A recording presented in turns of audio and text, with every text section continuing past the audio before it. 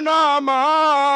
हम गाना गा रहे हैं तुम। जी हाँ दोस्तों, जो टुनटुन सिंह का 2 कॉपी गाना गाता है वो आज पकड़ा गया और एक पत्रकार है और उसे पकड़कर काफी ज्यादा उसे जलील किए और बोले कि इतना अश्लील गाना गाता है कि लोग माँ बहन बेटी नहीं देखता है।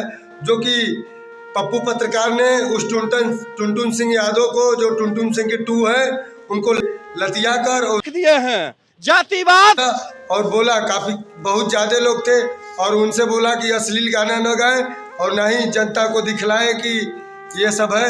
और पप्पू कुमार जी ने काफी अच्छी बात बोली कि जब तक हम पप्पू कुमार हैं हमारे भोजपुरी इंडस्ट्रीज को कुछ भी नहीं होगा। और जो कलाकारों का नाम लिया कि ये सब बड़े कलाकार हैं जो कि गरीबी से उठकर आगे बढ़े हैं, तो गरीब लोग किसी का बुरा नहीं चाहेंगे।